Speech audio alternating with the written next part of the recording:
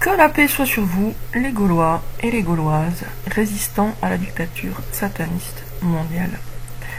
Je vais vous lire encore un extrait de mon journal, et ça c'est mon réveil qui sonne, et il va s'arrêter. 20h41, je regarde un reportage d'Arte, les mal-aimés de la Chine. Ce qui ressort clairement, c'est que les Chinois sont des esclaves.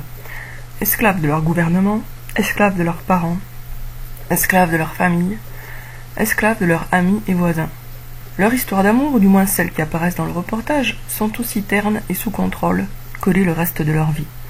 Critères chinois pour tomber amoureuse: métier, niveau social, logement, taille. Comme quoi le mot amour est polysémique. Dans ma définition, c'est un mur de briques qu'on se prend sur la tronche au moment le plus inattendu. Dans la définition d'autres personnes, c'est une liste de courses, des petites cases à cocher.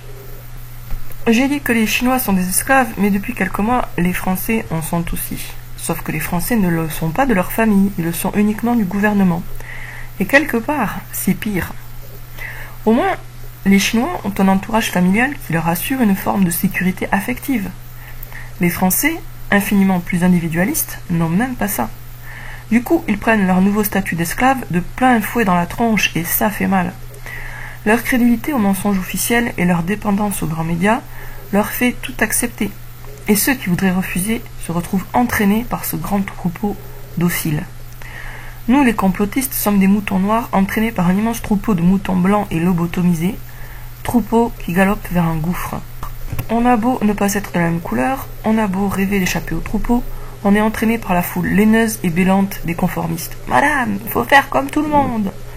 C'est-à-dire qu'il faut croire des inepties et des mensonges comme tout le monde, qu'il faut se bâillonner, s'asphyxier et se brûler les mains avec de l'alcool comme tout le monde, qu'il faut suivre des parcours fléchés et rester loin des autres comme tout le monde, et que pour finir il faudra se faire vacciner, empoisonner, pucer comme tout le monde, pour être encore mieux fliqué et ou pour tomber malade et mourir comme tout le monde.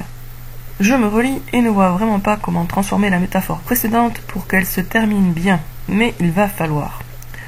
Reprenons donc. Stupide et paniqué, le grand troupeau galope. Les moutons noirs et intelligents, dispersés parmi les moutons blancs sans cervelle, se retrouvent entraînés malgré eux par ce flot irrésistible. Mais voici qu'une grande figure christique apparaît soudain et arrête le troupeau. Ce n'est pas une figure sympathique, mais grâce à son apparition soudaine et à la confusion qui s'ensuit, les moutons noirs réussissent à se rassembler, à se réfugier tous ensemble en lisière du troupeau. Conscients du gouffre qui est juste derrière le pseudo-Christ, les moutons noirs prennent leur distance. Ils observent de loin ce qui se passe. Le faux Christ, qui avait déjà tout l'air d'une statue, se change maintenant en une autre statue, celle de Moloch. Des gens encapuchonnés de noir sortent de derrière cette statue et commencent une cérémonie. Ils prennent un petit mouton blanc et s'apprêtent à l'égorger en l'honneur du sinistre dieu Moloch. C'est mal parti pour que ça se termine bien. Les méchants ont des mains alors que les gentils n'ont que des sabots. Bordel, il faut que ça change. Mon imaginaire est trop pollué par tout ce qui se passe. C'est comme lorsque des souris se révoltent contre un scientifique nazi. Le combat est perdu d'avance. Il faut que j'inverse.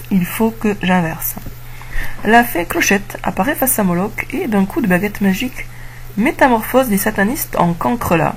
Les moutons noirs se précipitent et les piétinent de leurs sabots.